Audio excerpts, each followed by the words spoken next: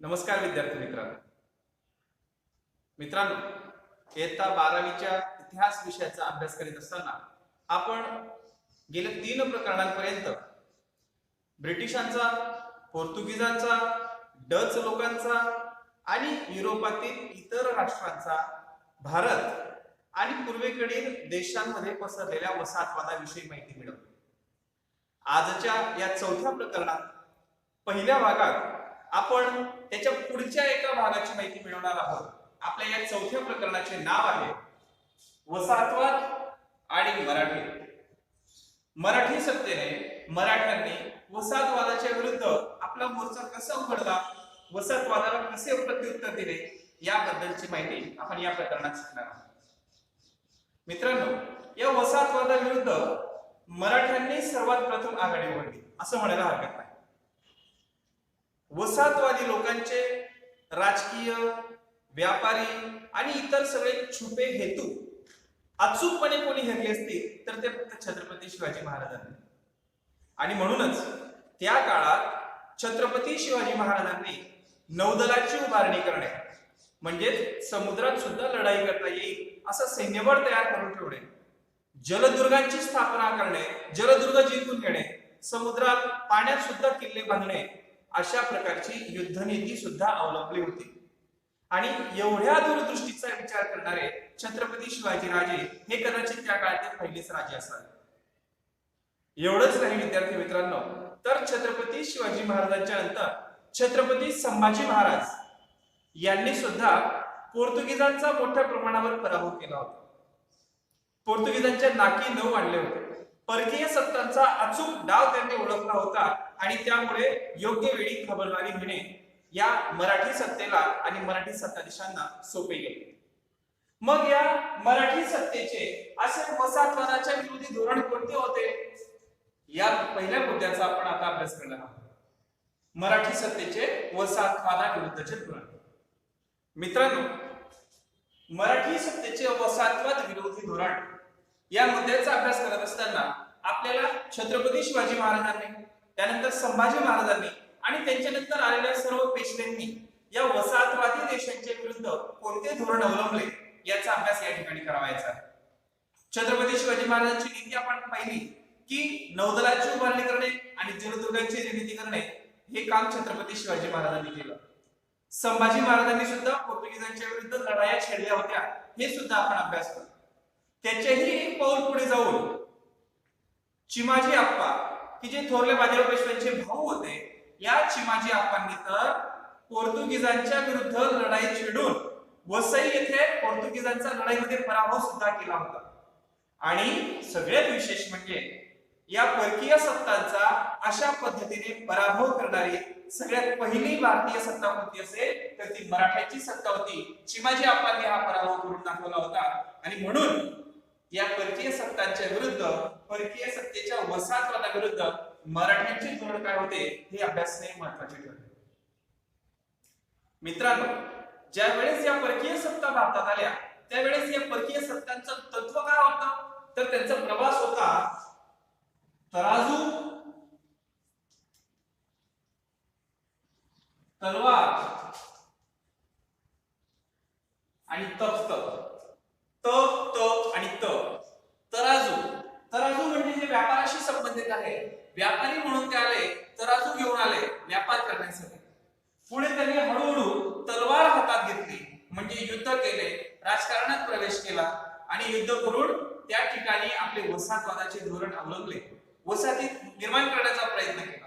आणि तराजू आणि तलवार नंतर त्यांनी तख्त आपल्या ताब्यात मिळाले. तख्त म्हणजे काय तर राजगादी. आपलं शासन त्या ठिकाणी बसवलं, आपलं तख्त बसवलं, आपलं सिंहासन त्या ठिकाणी रूढ केलं म्हणजे त्या ठिकाणी आपली सत्ता त्यांनी मजबूत केली. म्हणजेच तराजू, तलवार आणि तख्त असा प्रवास करीत या सर्व परकीय सत्तांनी भारतात, महाराष्ट्रात आपला पाया मजबूत करण्याचे धोरण अवलंबलं होतं. आणि तराजू, तलवार आणि तख्त हे धोरण मराठ्यांनी अचूक ओळखल्यामुळे योग्य वेळी त्यांना प्रतिकार करता आला. मित्रांनो, ज्यावेळेस सर्वात आधी पोर्तुगीज भारतात आले त्यावेळेस पोर्तुगीजांना त्या काळात फिरंगी म्हणत असत. फिरंगी म्हणत असत. अनेक हिंदी चित्रपटांमधून आपण हा शब्द ऐकलेला आहे, फिरंगी. फिरंगी का म्हणत असत? कारण पोर्तुगीज लोक जी तलवार वापरत होते त्या तलवारीला फिरंग म्हणत. पोर्तुगीज लोकांकडची तलवार होती फिरंग, म्हणून पोर्तुगीज लोकांना म्हणायला लागले फिरंगी. आणि मित्रांनो, या पोर्तुगीज लोकांच्या ताब्यात जो प्रदेश होता त्या प्रदेशाला म्हणून नाव पडलं फिरंगाण. फिरंग तलवारीवरून त्या लोकांचं नाव पडलं फिरंगी आणि त्यांच्या ताब्यात असलेल्या प्रदेशाला म्हणत फिरंगाण. हे पोर्तुगीज लोकांच्या बाबतीत होतं. पण मित्रांनो, हळूहळू इतर सत्ता देश, इतर देशांचे प्रतिनिधी सुद्धा भारतात व्यापार करायला येऊ लागले आणि फिरंगी हा शब्द रूढ झाला. पोर्तुगीजांसाठी फक्त हा शब्द वापरला गेला होता, पण इंग्रज जरी दिसले तरी लोक त्यांना फिरंगी म्हणू लागले, फ्रेंच जरी दिसले तरी लोक त्यांना फिरंगी म्हणू लागले. अशा प्रकारे फिरंगी हा शब्द नंतर परकीय सत्ताधीशांसाठी रूढ झाला. मित्रांनो, या फिरंगी लोकांची, परकीय लोकांची अचूक डावपेच असलेली नीती छत्रपती शिवाजी महाराजांनी ओळखली होती आणि त्या संदर्भातलं त्यांचं एक पत्र मोठं प्रसिद्ध आहे. ते पत्र आता आपण पाहूयात. त्या पत्रातील काही शब्द हे ऐतिहासिक असल्यामुळे मी ते पत्र आपल्या समोर दाखवत आहे आणि जसच्या तसे त्याच शब्दात त्यांचे वाचन करत आहे. वाचन करत असताना मित्रांनो आपल्या लक्षात ते येईल. या पत्रात मित्रांनो छत्रपती शिवाजी महाराजांनी उल्लेख केलेला आहे, त्यांचं धोरण वर्णन केलेलं आहे, ते म्हणजेच सावकारांमध्ये पोर्तुगीज, इंग्रज, डच आणि डॅनिश लोक आहेत. हे व्यापारी नेहमीच्या सावकारांसारखे नाहीत. हे लोक आपल्या देशातील राज्यकर्त्यांच्या मदतीने आपल्या देशात येतात. परदेशातील या राज्यकर्त्यांना या देशात जागेचा मोह आहे. या जागेवर येथील प्रदेशांवर राज्य करण्याची त्यांची इच्छा आहे. युरोपीय व्यापारी सर्वीकडेच जात आहेत, आपला जम बसवीत आहेत. युरोपीय व्यापारी हट्टी लोक आहेत. हाती घेतलेली जागा ते सोडणार नाहीत. प्रसंगी मृत्यू पत्करतील परंतु जागा सोडणार नाही. म्हणून त्यांचे आणि आपले संबंध कामापुरतेच असू द्यावेत. हे वाक्य महत्वाचं आहे मित्रांनो. छत्रपती शिवाजी महाराजांनी म्हटलं आहे की त्यांचे आणि आपले संबंध फक्त कामापुरतेच असू द्यावेत. त्यांना जलदुर्गाजवळ अजिबात जागा देऊ नये. जलदुर्गाजवळ म्हणजे जेणेकरून ते जलदुर्गावर आक्रमण करतील अशी जागा त्यांना देऊ नये. वखारीसाठी जर जागा देणे अपरिहार्य झालेच तर त्यांना खाडीच्या तोंडाशी किंवा समुद्र किनारी जागा देऊ नका. जेणेकरून त्यांना समुद्रात आपले नौदल उभारता येईल अशी जागा त्यांना देऊ नका, अशी छत्रपती शिवाजी महाराज म्हणतात. महाराज पुढे म्हणतात, जोपर्यंत हे लोक आपल्या मर्यादेत वागत आहेत तोपर्यंत त्यांची काळजी नाही. परंतु वेळ येताच हे लोक आरमार, तोफा, दारुगोळा यांच्याद्वारे आपली ताकद दाखवून देतात. आरमाराच्या मदतीने हे लोक बंदराच्या परिसरात नवीन जलदुर्ग सुद्धा निर्माण करतात. यासाठी त्यांना जागा न देणे, दिल्यास समुद्र किनाऱ्यापासून लांब अंतरावर देणे आणि गावाच्या जवळ देणे, ज्या योगे गावात या लोकांच्या वखारीचा त्रास होणार नाही. पुढे महाराज म्हणतात की या परकीय लोकांना पक्क्या इमारती बांधू देऊ नका. अशा प्रकारे ते राहिले तर बरे, नाहीतर त्यांचा काय उपयोग. आपण त्यांच्या मार्गात आडवे येऊ नये आणि त्यांना आपल्या मार्गात आडवे येऊ देऊ नये. बघा मित्रांनो, महाराजांनी काय म्हटलंय, आपण त्यांच्या मार्गात आडवे येऊ नये, आपण त्यांच्यावर आक्रमण करायला जाऊ नये आणि त्यांना सुद्धा आपल्या मार्गात आडवे येऊ देऊ नये, त्यांचा प्रतिकार करावा. शत्रू मुलखात स्वारी केल्यास, तेथे परकीय व्यापारी सापडल्यास त्यांच्याकडून दंड वसूल करावा. दंड घेतल्यावर त्यांना त्यांच्या स्थळी पाठवून द्यावे. शत्रूशी वागण्याची पद्धती यांच्या सोबत वापरणे योग्य होणार नाही, असं छत्रपती शिवाजी महाराजांनी आपल्या एका धोरणात म्हणून ठेवलेला. यावरून आपल्याला लक्षात येईल की मराठ्यांचे वसाहतवादाच्या विरोधीचे धोरण कसे होते. आपण त्यांच्या मार्गात जायचं नाही आणि त्यांना आपल्या मार्गात येऊ द्यायचं नाही, अशी एक भूमिका मराठ्यांनी अवलंबली होती. मराठ्यांचं हे परकीय सत्तांच्या विरुद्ध, वसाहतवादाच्या विरुद्ध धोरण आपण पाहिलेलं आहे.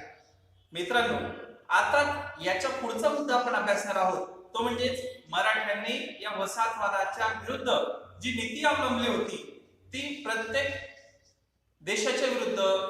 देशाच्या वसाहतवादाच्या विरुद्ध कशी होती हे आपण अभ्यासणार आहोत।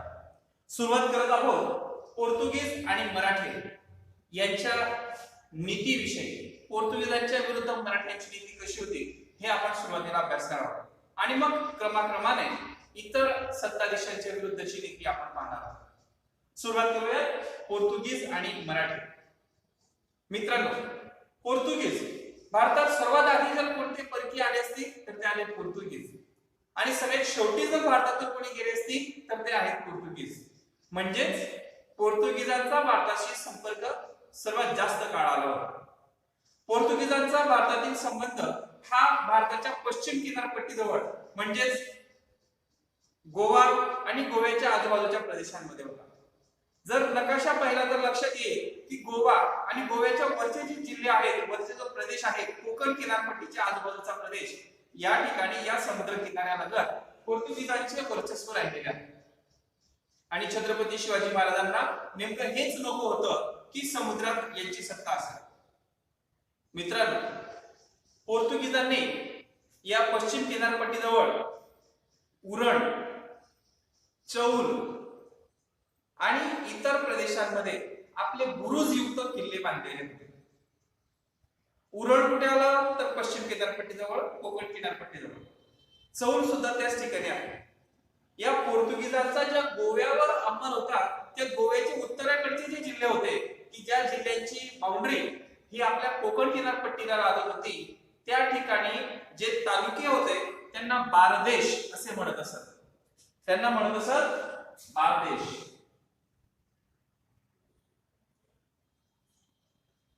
आज सुद्धा बारदेश नावाचा जिल्हा या गोव्यामध्ये आहे। या बारदेश प्रदेशाच्या संरक्षणासाठीच पोर्तुगीजांनी बारदेशच्या उत्तरेकडच्या महाराष्ट्राच्या भागात आपले बुरुजयुक्त किल्ले बांधलेले होते। मग महाराष्ट्राच्या किनारपट्टीजवळ हे बुरुजयुक्त किल्ले असताना छत्रपती शिवाजी महाराज हे कसं सहन करू शकतात? म्हणून महाराजांनी पोर्तुगीजांच्या या किल्ल्यांच्या विरुद्ध आघाडी उघडली। सुरुवातीला पोर्तुगीज आणि मराठे यांचे संबंध हे फारसे शत्रुत्वाचे नव्हते, पण पोर्तुगीजांनी महाराष्ट्रात आपले पाय पसरू नये यासाठी छत्रपती शिवाजी महाराज आणि मराठे शेवटपर्यंत प्रयत्नशील होते। सुरुवातीला पोर्तुगीजांनी मराठ्यांना तंत्रज्ञान विषयक मदत केली। त्यांच्या देशातील तंत्रज्ञान विषयक मदत त्या ठिकाणी महाराष्ट्रात त्यांनी कशी करता येईल यासाठी प्रयत्न केले। म्हणून छत्रपती शिवाजी महाराजांनी देखील त्यांना अनुकंपा दर्शवली। पण नंतरच्या काळात गोव्याच्या व्हाईसरायचं दडपण आलं आणि या दडपणामुळे ही पोर्तुगीजांकडून मराठ्यांना होणारी तंत्रज्ञान विषयक मदत थांबली आणि पुढच्या काळात त्यांचे संबंध दुरावत गेले। मित्रांनो, मराठ्यांचे आणि पोर्तुगीजांचे हे जे संबंध होते, पोर्तुगीज आणि मराठी संबंध हे लवचिक स्वरूपातले होते, फार ताठर स्वरूपातले नव्हते। लवचिक स्वरूपातले होते म्हणजे कसे? प्रसंगी ते एकमेकांना मदत करत, काही प्रसंगी एकमेकांच्या विरुद्ध सुद्धा उभे राहत असत। याची उदाहरणं आपल्याला सांगता येऊ शकतात। मित्रांनो, याचं पहिलं उदाहरण म्हणजे इसवी सन 1665 मध्ये 1665 मध्ये कर्नाटकच्या समुद्र किनाऱ्याजवळून छत्रपती शिवाजी महाराजांचे आरमार प्रवास करीत होते। आरमार म्हणजे जहाज, लढाऊ जहाज आणि इतर सर्व सैनिक असलेला जो समुद्रातून जातात त्या सैन्याला म्हणू शकतो आपण आरमार। मग या जहाजांचे आरमार जात असताना कर्नाटक जवळच्या परिसरात 1665 मध्ये या पोर्तुगीजांनी छत्रपती शिवाजी महाराजांच्या या आरमारामधले 13 जहाजे पळवून दिली, आपल्या ताब्यात घेतली। म्हणजे त्यांनी शिवाजी महाराजांच्या विरुद्ध आपलं धोरण अवलंबलं। पण पुढे छत्रपती शिवाजी महाराजांच्या धाकाने, मराठ्यांच्या धाकाने त्यांना ही 13च्या 13 जहाजे सोडून द्यावी लागली। म्हणजे त्यांनी ताब्यात घेतलेली ही 13 जहाजे पुन्हा सोडून दिली, त्यांना मुक्त केले 1665 मध्ये। पुढे मित्रांनो 1666 मध्ये छत्रपती शिवाजी महाराजांनी आदिलशहाच्या ताब्यात असलेल्या फोंड्याच्या किल्ल्याला वेढा दिला. फोंडा, कोकणात फोंडा नावाचा एक किल्ला होता.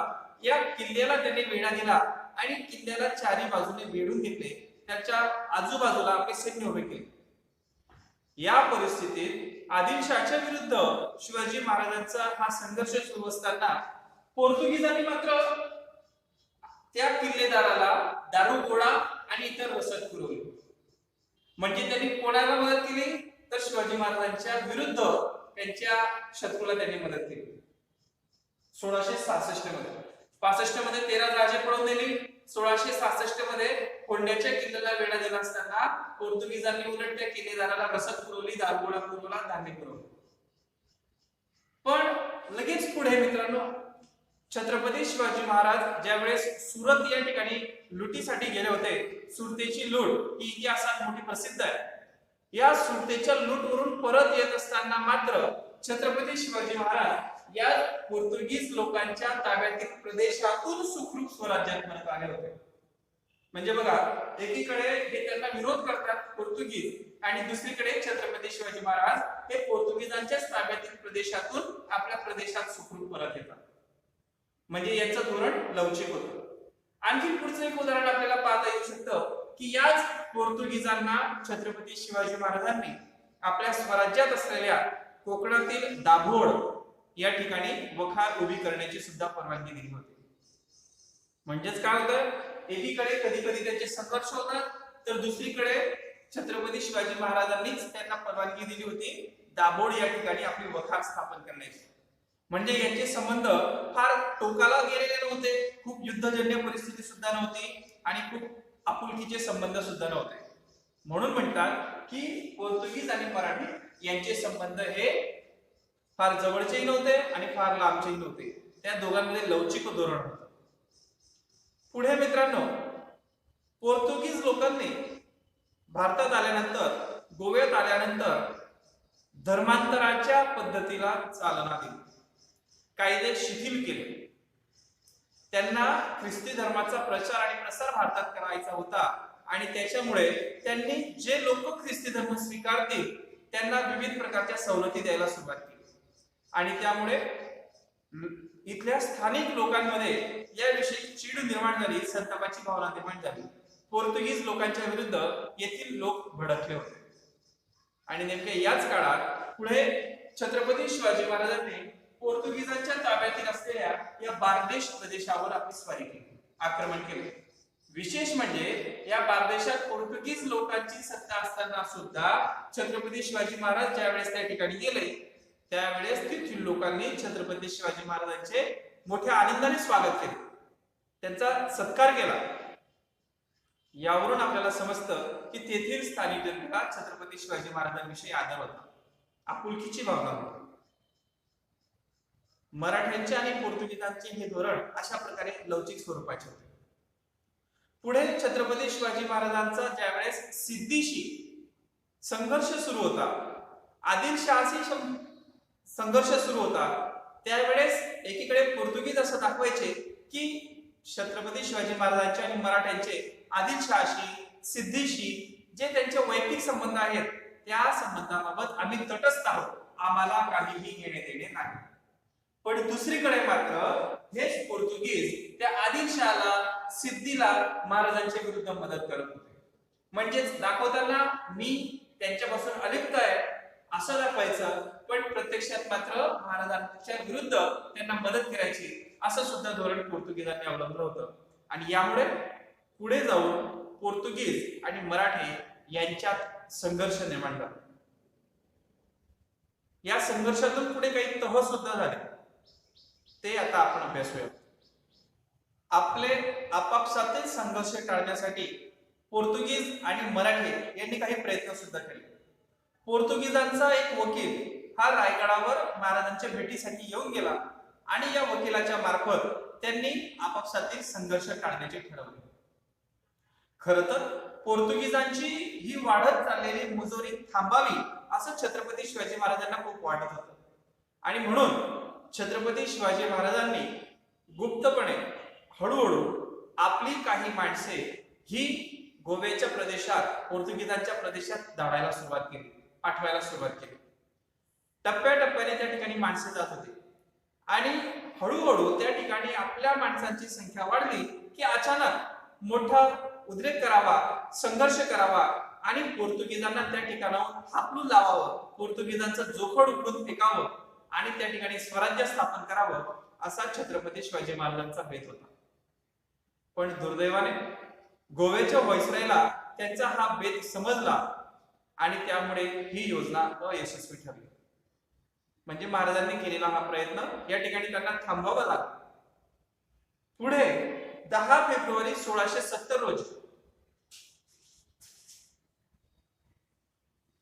10 फेब्रुवारी 1670 रोजी पोर्तुगीज आणि मराठी यांच्यामध्ये तह झाला.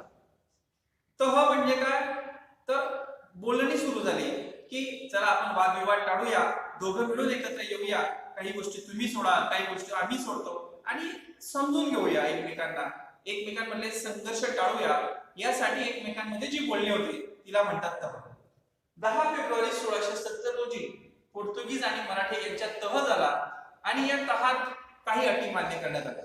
त्या अटी कोणत्या, तर त्यातील पहिली अट होती की पोर्तुगीजांनी आणि मराठ्यांनी एकमेकांची जी जहाजे लुटली होती, समुद्रात जात असताना जहाजे लुटून घेतली होती, त्या लुटीबद्दल त्यांनी एकमेकांची नुकसान भरपाई करून द्यावी. यांनी यांची नुकसान भरपाई द्यावी, यांनी यांची नुकसान भरपाई द्यावी. दुसरं त्यांनी असं ठरवलं की एकमेकांच्या प्रदेशामध्ये आता किल्ले बांधायचे नाही, तुम्ही आमच्या प्रदेशात यायचं नाही, आम्ही तुमच्या प्रदेशात येणार नाही. तिसरं असं ठरवलं की पोर्तुगीजांनी समुद्रात जाण्यासाठी ज्या प्रकारे मुघल राज्यकर्त्यांना सवलती दिल्या होत्या, त्याच सवलती त्यांनी मराठ्यांना सुद्धा द्याव्या. पुढे असं सुद्धा ठरलं की पोर्तुगीजांचा प्रदेशाच्या थोड्याशा वर उत्तरेकडे, म्हणजे आजच्या ठाणे जिल्ह्याच्या दक्षिणेकडे रामनगर नावाचा एक प्रदेश होता. त्या रामनगरच्या प्रदेशात पोर्तुगीजांनी आपला हक्क सोडावा, तिथे किल्ला बांधू नये. खर तर रामनगरच्या या प्रदेशावरून यांच्यातला हा संघर्ष नंतर पुन्हा वाढला. रामनगरच्या या राजाकडून त्या काळात छत्रपती शिवाजी महाराज चौथाई वसूल करत असत. चौथाई म्हणजे 100 चौथा भाग. चौथाई म्हणजे काय असेल, तर त्या रामनगरच्या राजाचं संरक्षण छत्रपती शिवाजी महाराजांनी करायचं. त्याच्यावर कोणी आक्रमण केलं तर त्याचं रक्षण मराठ्यांनी करायचं, शिवाजी महाराजांनी करायचं आणि त्याच्या मोबदल्यात मात्र त्याच्या राज्याच्या उत्पन्नाच्या चौथा भाग हा त्याने मराठ्यांना द्यावा, शिवाजी महाराजांना द्यावा. याला म्हणतात चौथाई. ही चौथाई देण्यावरून मात्र, रामनगरच्या या चौथाईवरून मात्र पोर्तुगीज आणि मराठे यांच्यातला हा तह पुढच्या काळामध्ये पुन्हा चिघळला आणि पुन्हा त्यांच्यात वादाची ठिणगी पडली. म्हणजेच पोर्तुगीज आणि मराठे हा संघर्ष पुन्हा नंतर काही काळाने सुरू झाला. सुरुवातीला लवचिक धोरण, त्यानंतर तह आणि त्यानंतर पुन्हा संघर्ष, अशी ही परिस्थिती सुरू राहिली. याच संघर्षात आणखीन भर पडली ती म्हणजेच एका घटनेची. छत्रपती शिवाजी महाराज मराठ्यांचा इंग्रजांशी काही संघर्ष सुरू होता खांदेरी आणि उंदेरी या बेटांवर. खांदेरी आणि उंदेरी नावाचे किल्ले आहेत, बेट आहे. या ठिकाणी इंग्रज आणि मराठी यांच्यात संघर्ष सुरू होता. खरं तर या संघर्षात पोर्तुगीजांचा काही रोल नव्हता, काही भूमिका नव्हती, पण तरी पोर्तुगीजांनी या ठिकाणी इंग्रजांना मदत केली महाराजांच्या विरुद्ध आणि त्यामुळे पुन्हा महाराज आणि पोर्तुगीज यांचा संघर्ष सुरू झाला. विद्यार्थी मित्रांनो, पोर्तुगीजांचे हे धोरण शिवाजी महाराजांना मराठ्यांना खटकत होते. पोर्तुगीजांनी चौल म्हणजे महाराष्ट्रातल्या दक्षिण भागातील चौल या ठिकाणी मराठ्यांचं बांधकाम सुरू होतं, त्याला विरोध केला. पोर्तुगीजांनी गोव्यात आणि दक्षिण कोकणात जबरदस्तीने धर्मांतरे घडवून आणली. याच पोर्तुगीजांनी समुद्रातून जात असणाऱ्या मराठ्यांच्या जहाजांचा लुटालूट केली, जहाजांना त्रास दिला. जलदुर्गांजवळ त्यांनी त्रास द्यायला सुरुवात केली. या कोंड्याच्या किल्ल्याच्या वेढ्याच्या वेळेस सुद्धा त्यांनी परकीयांना मदत केली. या सर्व कारणांमुळे छत्रपती शिवाजी महाराजांनी आता मात्र पोर्तुगीजांना धडा शिकवायचा हे नक्की ठरवलं होतं. मित्रांनो, छत्रपती शिवाजी महाराजांचे दुर्दैवी निधन झाल्यानंतर या पोर्तुगीजच्या गव्हर्नरने काही त्यांच्याविषयीची मतं व्यक्त केली. ती मतं जर आपण जाणून घेतली तर आपल्याला कळेल की पोर्तुगीजांच्या विरुद्ध मराठ्यांची छत्रपती शिवाजी महाराजांची युद्ध नीती आणि धोरणे काय होती. महाराजांच्या मृत्यूनंतर पोर्तुगीजांचा गव्हर्नर म्हणतो की छत्रपती शिवाजी महाराजांचे युद्ध कौशल्य नक्कीच भयावह होते. त्यांची युद्ध नीती ही भीती निर्माण करणारी होती, पण छत्रपती शिवाजी महाराजांचे शांततेच्या काळातील आपल्या शत्रूच्या संदर्भातली धोरणे सुद्धा भीतीदायक होती. शिवाजी महाराजांची दूरदृष्टी ही या गव्हर्नरने पाहिली होती आणि त्याला असं वाटलं की आता छत्रपती शिवाजी महाराजांच्या मृत्यूनंतर मात्र ही भीती हळूहळू कमी होईल. मित्रांनो, पोर्तुगीजांच्या गव्हर्नरने छत्रपती शिवाजी महाराजांच्या युद्ध नीतीविषयी त्यांच्या धोरणाविषयी केलेली ही टिप्पणी एक प्रकारे छत्रपती शिवाजी महाराजांच्या धोरणावर प्रकाश टाकतो. परकीयांशी, आपल्या शत्रूशी आणि आपल्या विरुद्ध जो कट कारस्थान करेल त्यांच्याशी संबंधित शिवाजी महाराजांची युद्ध नीती कशी होती, किती भयावह होती, हे आपल्याला यावर लक्षात येईल. महाराजांच्या मृत्यूनंतर मात्र पोर्तुगीजांना वाटलं की आता आपण सुटलो आणि आपल्याला आवडेल त्या पद्धतीने आपण आता या गोव्यात आणि कोकण किनारपट्टीजवळ आपल्याला वाटेल तसा कारभार आपण करू शकतो. छत्रपती शिवाजी महाराजांच्या दुर्दैवी निधनानंतर छत्रपती संभाजी महाराजांनी स्वराज्याची घडी बसवण्याचा प्रयत्न करत असताना, आपला राज्यकारभार करत असताना पोर्तुगीजांनी पुन्हा मराठ्यांना त्रास द्यायला सुरुवात केली. शिवाजी महाराज आता नाही म्हणून आपल्याला हवा तसा व्यवहार करता येईल असा विचार यावेळेस पोर्तुगीजांनी केला. पण छत्रपती संभाजी महाराजांनी मात्र शिवाजी महाराजांपेक्षा अधिक आक्रमक युद्धनीती अवलंबत पोर्तुगीजांना पुन्हा एक पाऊल मागे जायला भाग पाडले.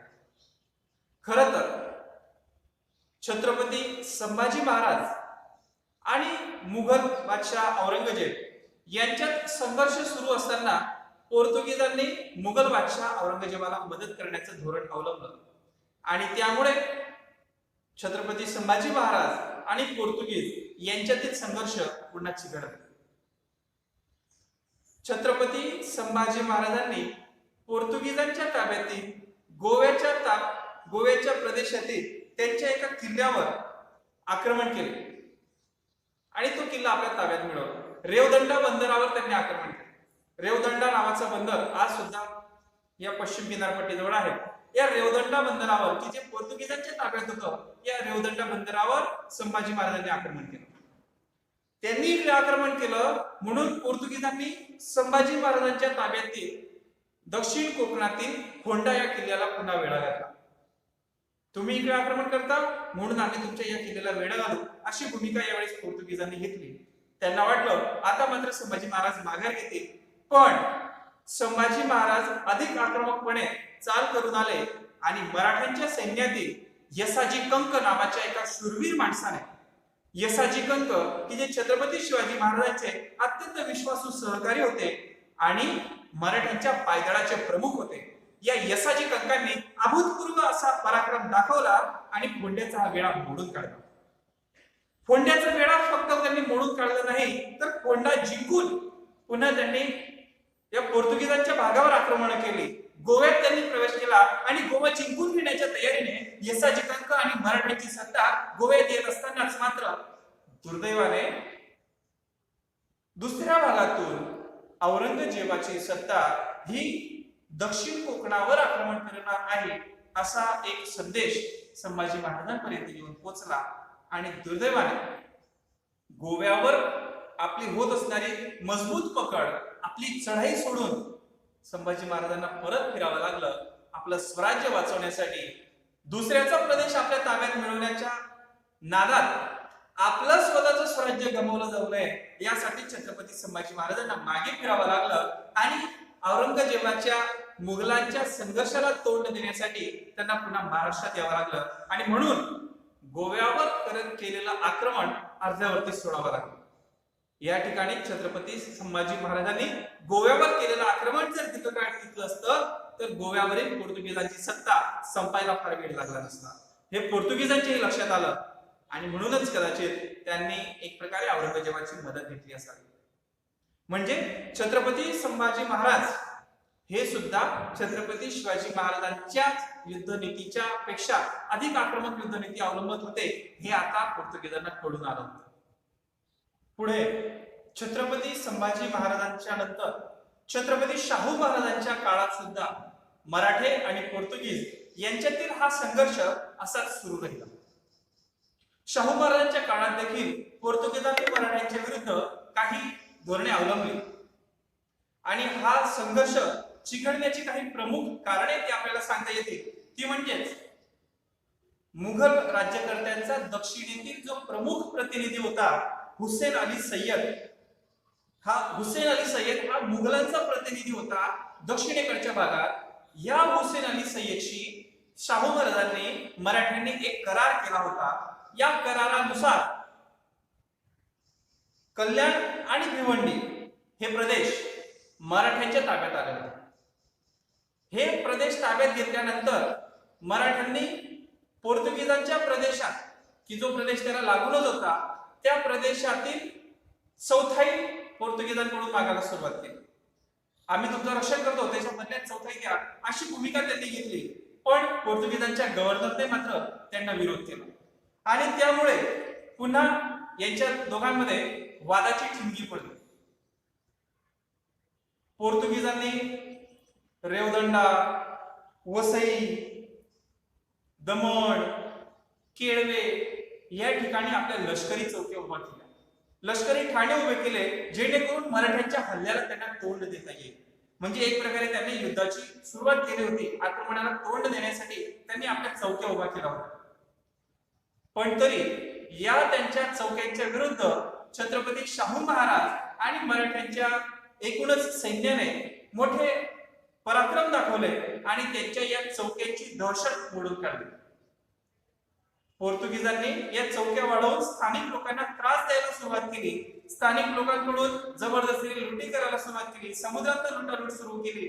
धर्मांतराचा वेग वाढवला आणि या सर्वांचा ही दहशत थांबवण्यासाठी मात्र आता मराठ्यांनी पोर्तुगीजांच्या विरुद्ध मोठी आघाडी उघडण्याचं ठरवलं आणि पुढे कालांतराने ही जबाबदारी येऊन पडली थोरले बाजीराव पेशवे यांचे धाकटे बंधू म्हणजे चिमाजी आप्पा यांच्यावर.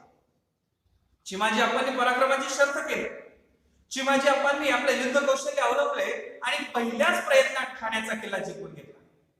ठाणे प्रदेश जिंकून घेतल्यानंतर त्यांनी पुढे मराठ्यांच्या सैन्याला आघाडी दिली आणि पुढे साष्टी हे बेट सुद्धा जिंकून घेतले. आधी ठाण्याचा किल्ला जिंकून घेतला, मग साष्टी हे बेट जिंकून घेतले. तिकडून दुसऱ्या आघाडीने शंकरराव फडके यांच्या नेतृत्वात सुद्धा काही सैन्य चालून येत होतं आणि या सैन्याने वसईच्या बेटावर आपला हल्ला चढवला. वसईच्या बेटावर हल्ला चढवल्यानंतर त्या ठिकाणी छोटी मोठी ठाणी त्यांनी जिंकून घेतली. पण जोपर्यंत वसईचा किल्ला आपल्या ताब्यात येत नाही तोपर्यंत पोर्तुगीजांना आपल्याला हरवता येणार नाही हे मराठ्यांना ठाऊक होते आणि म्हणून या वसईच्या किल्ल्यावर आक्रमण करण्यासाठी चिमाजी आप्पांच्या नेतृत्वाखाली मराठा सैन्य एक नाही दोन नाही 12 महिने नाही 24 महिने 2 वर्ष लढत राहिलं.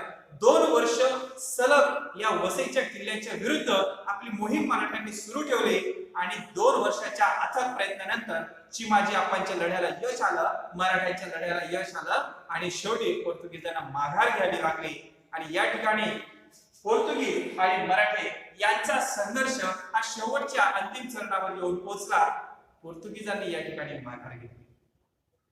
अशा प्रकारे छत्रपती शिवाजी महाराजांच्या काळात सुरू झालेला पोर्तुगीज आणि मराठा हा संघर्ष चिमाजी आप्पांच्या काळापर्यंत येऊन पोहोचला आणि शेवटी चिमाजी आप्पांनी वसईचा किल्ला जिंकल्यानंतर मराठ्यांच्या नेतृत्वात हा किल्ला जिंकल्यानंतर पोर्तुगीजांना मात्र शरण यावे लागले आणि पोर्तुगीज आणि मराठे हा संघर्ष त्यानंतर निवळला.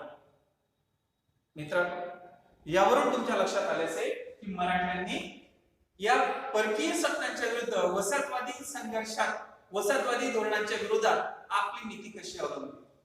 शेवटपर्यंत मराठ्यांनी हार मानली नाही आणि शेवटी मात्र पोर्तुगीजांना शरण यावे लागले.